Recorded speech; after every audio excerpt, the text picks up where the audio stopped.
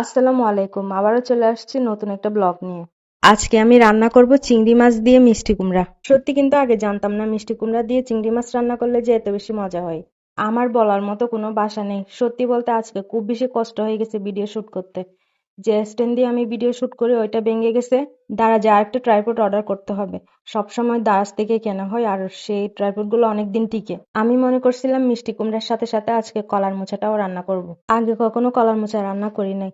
আম্মুদের দেখছি রান্না করতে, আমি ভাবলাম আজকে নিজে থেকে রান্না করে দেখি। কিন্তু কলার মোচা রান্না করার মতো সময় হয় নাই।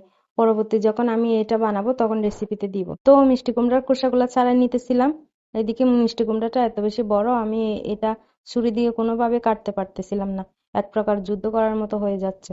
রমজান থেকে শুরু করে অনেক ব্লগ আমার জমা হয়ে আছে আমার ফোনে। আমি কিন্তু সময়ের কারণে একটাও এডিট করে আপলোড করতে পারতেছি না। তো এটাও আমি এত তাড়াতাড়ি দিতাম না, আমার ইচ্ছে হইতেছে না, শরীর খারাপ লাগতেছিল। তো কি করব বলেন, একসাথে এতগুলা জমা করে রাখলে মানে কোনো একটা আমার বাদ পড়ে যাবে, তার জন্য আমি এটা এডিট করে আপলোডের জন্য রেডি করে রাখতেছি। চারিদিকে এত কাজের প্রেশার, মাঝে মধ্যে একেবারে মাথা নষ্ট হয়ে যায়। সবকিছু একা হাতে সামলাতে হয়। এই যে ইউটিউব চ্যানেলটা গ্রো করার জন্য এত বেশি কষ্ট করতেছি দিনরাত, কিন্তু কোনোভাবে কোনো কিছু হচ্ছে না। এখনো তেমন একটা মানুষ আমার ব্লগ দেখে না, কিন্তু যারা দেখে তারা কিন্তু আমাকে অনেক বেশি পছন্দ করে। আমি চাই আপনারা আমাকে এভাবেই পছন্দ করেন, আমার পাশে থাকেন। কথা বলতে বলতে মিষ্টি কুমড়া কাটা শেষ হয়ে গেছে। এখন আমি বেছে নিব পেঁয়াজ। পেঁয়াজ সস্তা পেয়ে আনছে একেবারে 4 কেজি। আমি এগুলা বেছে রেখে দিব।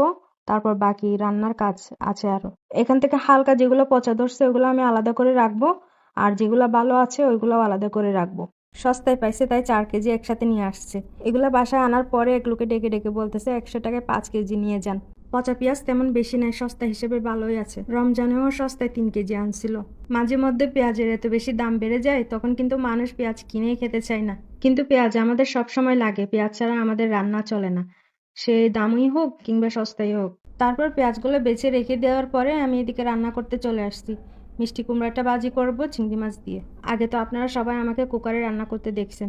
তখন কিন্তু এই যে পোর্টেবল চুলা, এটাতে গ্যাস ছিল না। তো এখন গ্যাস নিয়ে পিকনিকের পরে গ্যাস কেনা হয়েছে, পিকনিকের জন্য সরি, পিকনিকের সময়। তো ওইখানে বেশ কিছু গ্যাস বেঁচে গেছিলো, ওইটা দিয়ে রান্না করতেছি। এখন থেকে ভাবতেছি সবসময় গ্যাস রাখবো পোর্টেবল চুলা এটাতে, আর এটাতে রান্না করব। আমার এই চুলাটা যে কত কাজে দিছে, 12 জন মানুষের রান্না হয়ে গেছে পিকনিকে। তো চিংড়ি দিয়ে মিষ্টি কুমড়া কার কার পছন্দ কমেন্ট করে জানান আমাকে। এরপর মশলাটা কষানোর পর আমি চিংড়িগুলো দিয়ে দিব। আমার যে কী পরিমাণ ঘুম পাচ্ছে বলে বোঝাতে পারবো না। তবুও আমার কাজ পেলে আমি ঘুমাতে পারতেছি না, কি একটা যন্ত্রণা। খাওয়া দাওয়াও করবো না আজকে, ভালো লাগতেছে না। আমি যখন রান্না বসাইছি দেখি উনি কাজ থেকে চলে আসছে। দুপুরবেলা এখন যেহেতু অনেক বেশি গরম পড়ে তাই দুইজনের জন্য শরবত বানাইছে। ফ্যানের কারণে চুলার তাপটা উপরে উঠে যায়, তার জন্য এদিকে ফ্যানও বন্ধ করা ছিল। আমার অবস্থা একেবারে গরমে শেষ আমি। এই চুলাটাতে অনেক বেশি তাপ।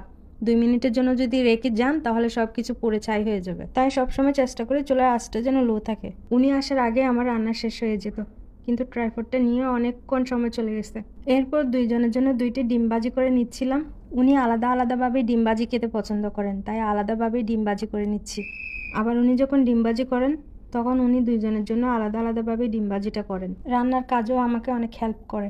যদি রান্নার কাজে হেল্প না করতো তাহলে কি আমি এত কিছু একা পারতাম?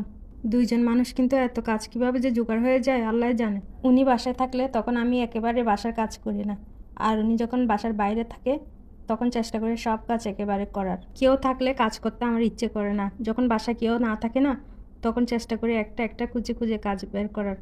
অনেক মানুষের থাকে না অনেক রকম আর কি স্বভাব, আমারও তেমন একটা স্বভাব। গরমের ভেতর রান্না করতে গিয়ে এত বেশি অস্বস্তি লাগতেছিল, শরবতটা খাওয়ার পর একটু শান্তি লাগতেছে। শরবতের ভিতর ঠিক কী ছিল আমার খেয়াল নাই, আমি এমন কেন করলাম।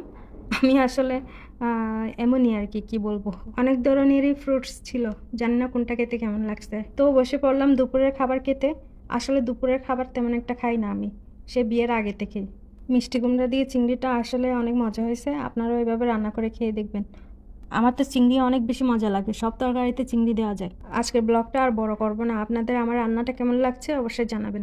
আমার সাবস্ক্রাইবার একেবারেই বাড়তেছে না, আপনারা সবাই মিলে আমার চ্যানেলটা একটু সাবস্ক্রাইব করে দিন। এটা হচ্ছে সেই প্রেগনেন্ট বিড়ালটা, ওকে রাস্তা থেকে রেস্কিউ করা হয়েছে। অনেক সুন্দর করে যত্ন নিতেছে আপনাদের ভাইয়া, সবাই ওর জন্য দোয়া করবেন।